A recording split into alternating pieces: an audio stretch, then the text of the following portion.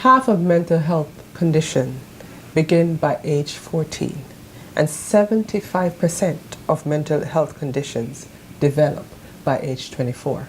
Welcome to another episode of Health and Wellness. Today on the program, we're going to speak on the issue of mental illness and how it affects families, friends, and the environment. Joining me today is retired professor of psychology, Alfonso Siverls. Stay with us. We'll be right back. We all have mental health. It is just as important as physical health. It is not only about mental illness or mental disorders. This is just one part of a bigger picture. It's best to think about mental health as being on a continuum, rather than people being either mentally ill or mentally well. We are all on the continuum, and we move up and down according to factors such as our genetic makeup and upbringing, our life circumstances, and the stresses we are under. The World Health Organization describes mental health as a state of well-being in which every individual realizes his or her own potential, can cope with the normal stresses of life, can work productively and fruitfully, and is able to make a contribution to his or her community. Being mentally healthy means being resilient and able to cope with difficult times, feeling in control, being confident, feeling good about yourself, managing and expressing your emotions, building and maintaining good relationships. We all experience periods when we feel stressed, worried, anxious, sad, afraid, or angry. These are all normal emotions. However, when these emotions become severe enough that it interferes with a person's ability to function daily, and these feelings become persistent over time, then it can develop into a mental health problem. There are many different types of mental disorders. When left untreated, mental disorders can be chronic and long-lasting, and are associated with increased disability. They significantly have an impact on daily functioning and frequently interfere with family, social, and work responsibilities. Fortunately, there are effective treatments and evidence-based interventions available that aim to help individuals understand and cope with symptoms of mental illness. However, very few people with mental disorders access existing treatment services. This may be due to barriers such as the stigma attached to seeking help, the lack of understanding of mental health problems, uncertainty of how to get help, or the fear of disclosing mental health problems. Research shows that stigma remains one of the biggest factors preventing people from seeking help early for their mental health problems and getting the appropriate support they need. It is important to acknowledge that we all have mental health and have a personal responsibility to learn how we can improve and maintain our well-being in order to lead meaningful and satisfying lives. Want to learn how you can do this? Great news! Why not join one of our communities and keep exploring Maudsley Learning Online? Welcome to another episode of Health and Wellness. I'm your host, Rosen Green, and on this episode, we're going to speak about mental illness. And on the program with me is Alfonso Siverls, and he's a retired professor of psychology. Welcome to the program. Thank Alfonso. you, Rose. I'm happy to be here. Thank you so much for joining us. This is such a significant topic because the statistic says that 1 in 5 adults experience a mental health condition every year. That's something very serious. That's something very serious. 1 in 5 adults. And this happens every year. So we want to talk about what exactly is mental illness. Well, when you start talking about mental health, you got to realize that you're talking not only about, in other words, I'm in a state of good mental health means does not only mean I don't have a mental illness or a mental problem like schizophrenia or bipolar or depression, but it also means that mentally I'm in a state of well-being. Wow. And what I mean by that, I'm in a state that I can handle the stresses in my life. So it's a pretty broad category when you talk about mental health. But the statistics that you said, 1 in 5, I'm not surprised. Right. I'm not surprised because when we look at mental health, the numbers are skyrocketing, especially in terms of the number of people who suffer from depression, and there's different types of depression and different degrees and different anxiety disorders, you know, and it's directly related to conditions in society. You increase the social problems, you increase the problems with people's mental health. Exactly. So for instance, the numbers of individuals in New York City in terms of homelessness has been increasing. Exactly. Now, if you, no matter how well mentally you had adjusted in the past, but if you're an individual who's been homeless and you're living on the street and you're in this sense of despair and a sense of hopelessness and don't see any way out, you have to be pretty strong to be out there 4, 5 years, maybe some cases longer, and don't develop some difficulties with your mental health. Exactly.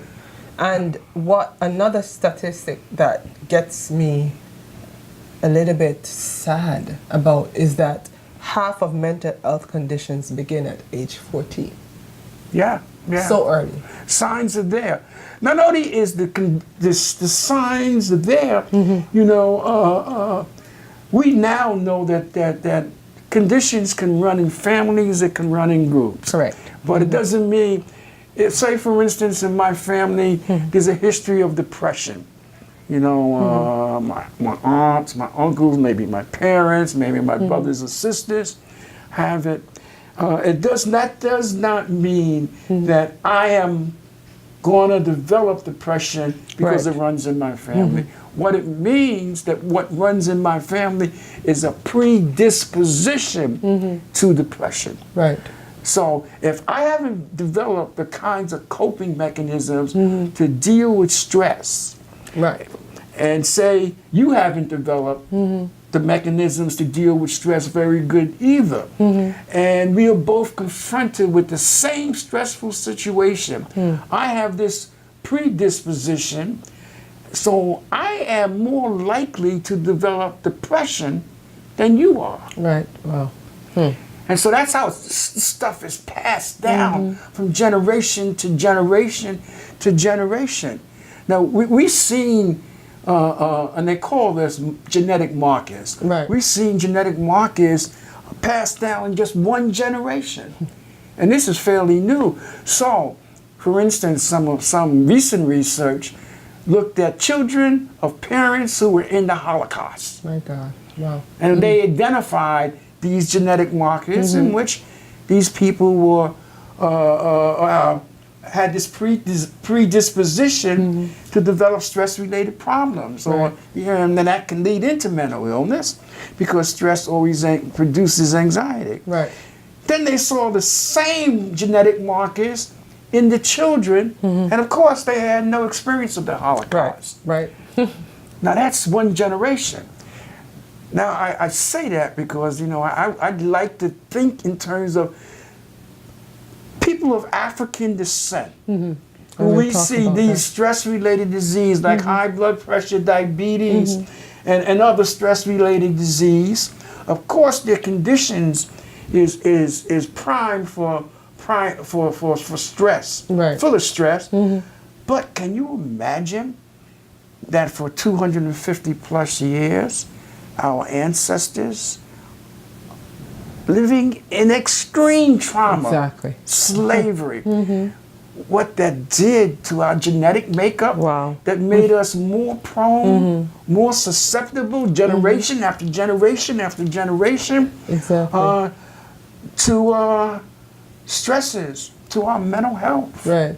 That is, you touch on something that is very important, and what I wanted to speak about is that you look in the minority community, as you said, African American and black people, African, Caribbean, you find that the stressors, like the things that they go through, and they suffer from so many of these mental health issues because of, is it cultural or is it because they're predisposition?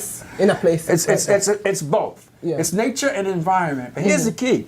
You take Caribbean, Afro-Caribbean, Afro-Latino, African Americans, we see high rates of stress-related disease like hypertension and diabetes. You take Africans or black people who ancestrally never experienced the Atlantic slave trade, Right. you don't see the same levels. Exactly. The difference is the slave experience, the enslaved experience. Exactly. Yeah. So it's passed down Right. from generation It to makes us generation. more Mm-hmm. susceptible. So you take groups of people then who have this genetic predisposition, then you put them in situations where there is discrimination, Right. where there is prejudice. You set up conditions where social mobility and decent living is much more difficult. You can expect to see issues with mental health. Exactly. One of the things that I also want to speak about is that depression, because Yeah. earlier years before, there was a taboo. There was the question of, Sure. is depression really a mental illness?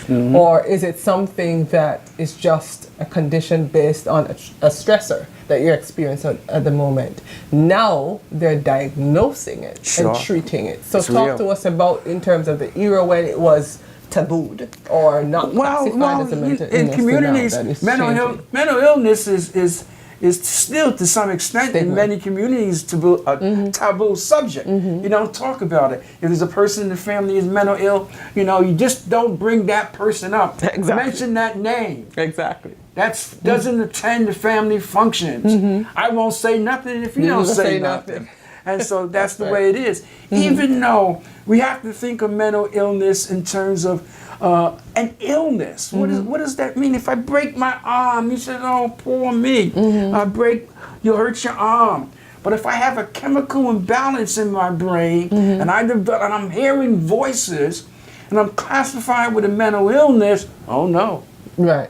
Oh no. And if you want to test that out, all you have to do is have two people go to any emergency room in the country.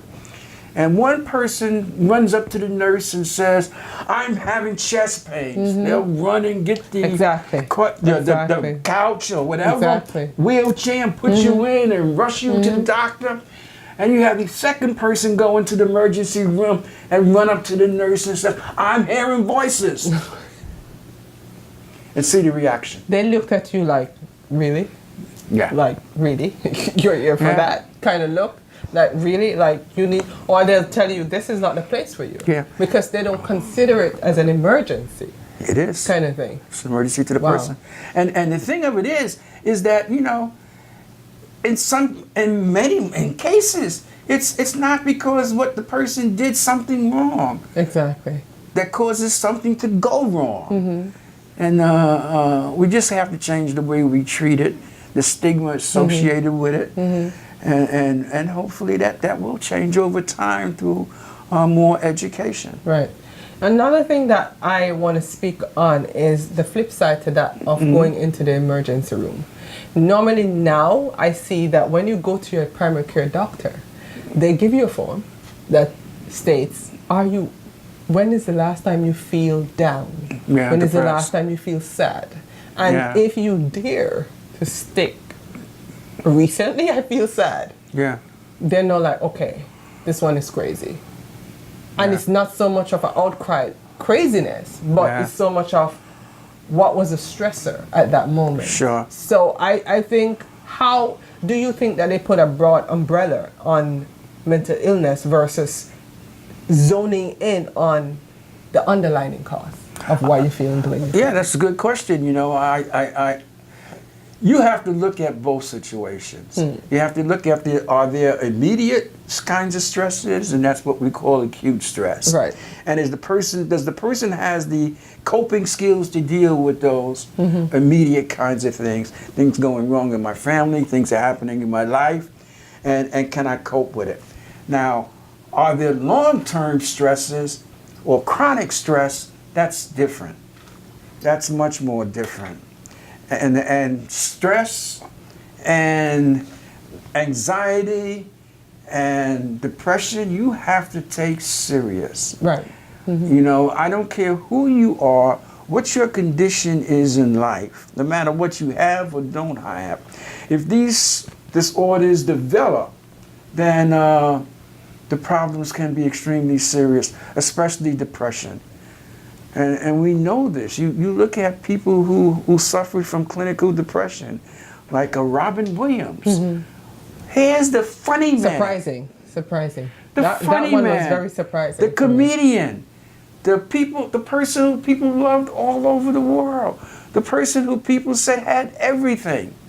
Do you know the last week of his life, he locked himself in his room, closed the curtains, no light, did not come out of that room, and at the end, he hung himself in his closet with his belt. Wow. But even the person... And he was suffering from clinical depression most of his adult life. Exactly. That's the thing. That's one of the things that I looked at. This wasn't something new. No, it's never, no. And I'm guessing if he had cancer, would the reaction from people be different? Or the urgency from people be different in terms of, let me get you help, let me get you the medical attention that you need in order to get better? Well, the signs are serious because depression, if there's one true thing you want to know about depression, I'm talking about clinical depression. Major depression was that sense of hopelessness, was that loss of interest in anything in your life where you don't want to get out the bed. And it's prolonged. And in most cases, there's no immediate situation that triggers it. People who suffer from clinical depression, this sense of hopelessness, this lack of interest, if untreated, eventually they are going to attempt suicide. Exactly. That is the only way out. The percentage is alarming. When I used to teach the students, I tried to explain depression to them, and I said, it's like being locked into a bubble, and you can't get out of that bubble. And in that bubble is filled with hopelessness, it's filled with depression, it's filled with loss of interest, problems concentrating, memory, problems with appetite, all this negativity occurring. And it's closing slowly in on you. And you only see one exit. And that's suicide. Wow. And for mental illness, researchers, not just persons, researchers suggest or says that it's multiple linking causes that cause mental illness. It's not just genetics, but it's environment, it's stressor, as you said, stressors, but there are different things that contribute to mental illness. So it's not just being genetics, but it also, you can have it. And this is where I want you to talk to me on, there are a lot of persons where they say they're silent crazy, which is a wrong word to use.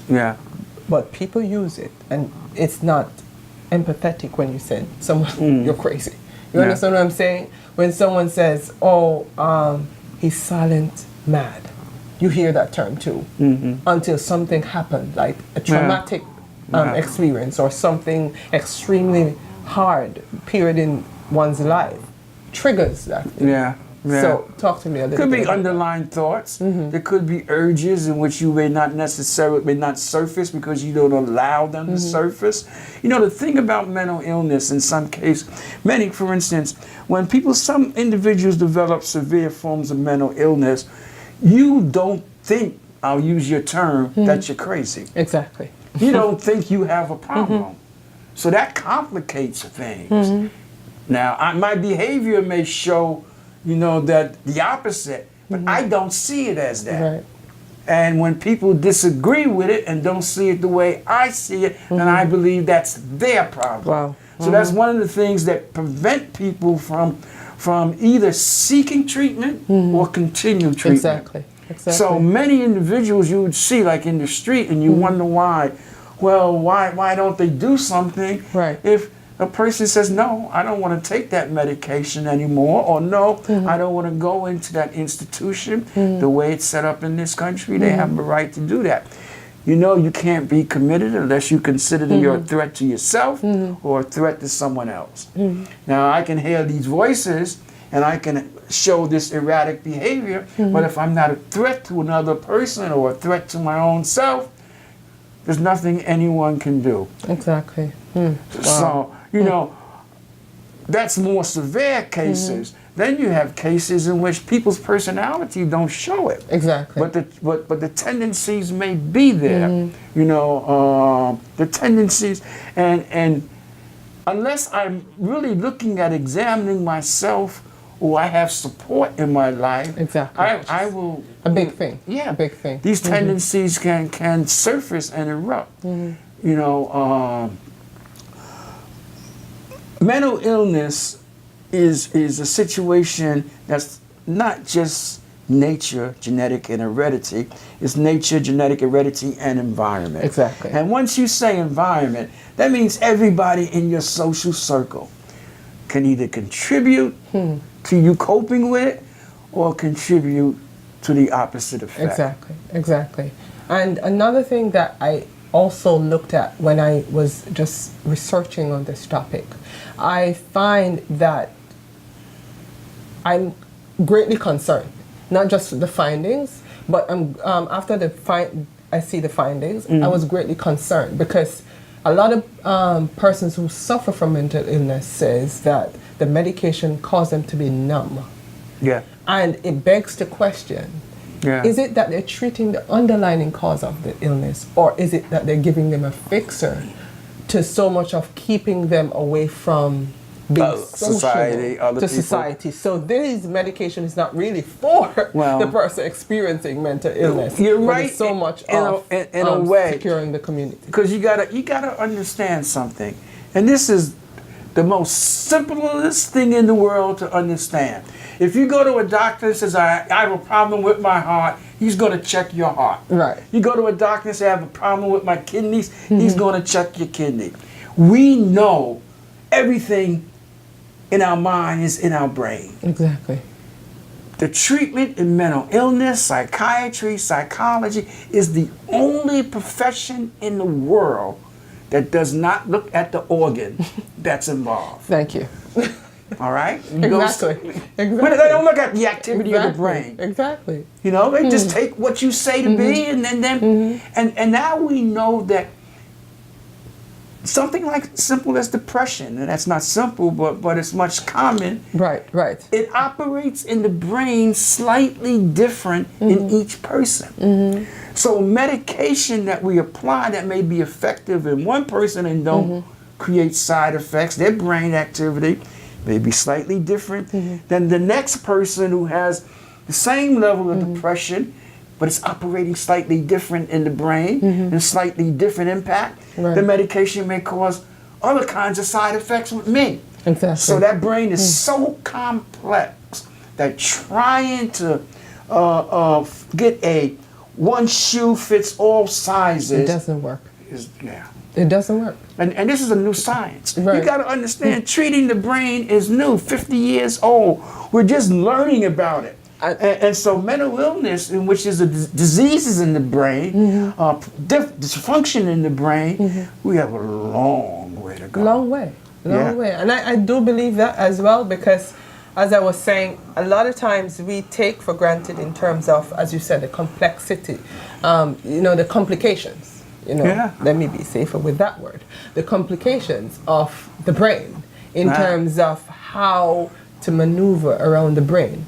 You know what I mean? How to find out how to, because it is one of those organs that it marvels you when you try to understand how the brain works. It marvels you.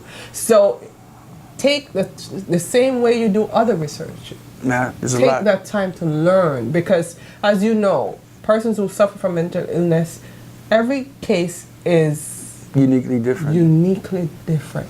Yeah. And it has to be treated as such. Personalized medicine. Exactly. And this makes it more complicated, Rose, is that then we have people who may have similar symptoms, similar levels of a particular mental disorder, and one person can all of a sudden have a belief in something or a obsession in some activity, and that seems to help them and reduce their symptoms. Wow.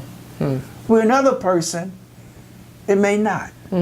So just the power of belief in the mind, we have no idea how this impacts. Why it's effective with one person, Right. my belief seems to work with my depression with someone else. It doesn't. Right. And one of the correction I want to make on the show is that I understand that they give some persons who are suffering from mental illness or a depression or they suffer a trauma, great trauma like losing a child. Yeah. I understand sometimes they give them that soother to calm them down Sure. so that they don't hurt themselves or Exactly. others. I understand that. But in the long term, it Yeah. can't be that you keep giving that person that numbness feeling of not feeling, because sometime or the other, Yeah. Well, they need to feel. They well, need to learn how to cope with that loss. because psychotropic medication towards mental illness is not geared towards curing anybody. Wow. It's geared towards controlling symptoms. And the ideal case is that if I'm hearing voices and I'm acting kind of crazy and you can give me some substance, I don't hear the voice, I don't act so kind of wild, then we can sit and talk. Wow. And we can work through whatever issues I may have, or even if you can't help me work through my issue, you help me learn how to cope with them. Right, right. So that's the ideal case. So it's not just medication by itself, it's medication with counseling, therapy, support, Right. and all these other things. Wow. And that's amazing. That's amazing. And as this episode come to a close, I want you to give our viewers some advice, especially for persons who they see signs of mental illness and they're not sure what to do with those signs. They're feeling a certain way. What would be your advice to them in terms of seeking help? Take it serious. Take it very serious. If you are experiencing or you see someone experience, it's not a phase. And in many cases, if nothing is done, it will just grow bigger, stronger, a greater problem. So take it very serious. And don't be afraid. You need to bypass all these things that hold back people from seeking help. The important thing is to seek help. And it may not at first be some kind of professional. It may be a friend. It may be someone you're close to. But it's much better to talk about your problem than hold that problem in. Exactly. And I want you to take that advice as we close. It's much better to talk about that problem than hold it. Don't hold it in. Don't hold it in, because it can do more hurt than good. Thank you so much for joining us on the program. Thank you so much. Thank you so much to our viewers for joining us on another episode of Health and Wellness. And as I always say, stay well.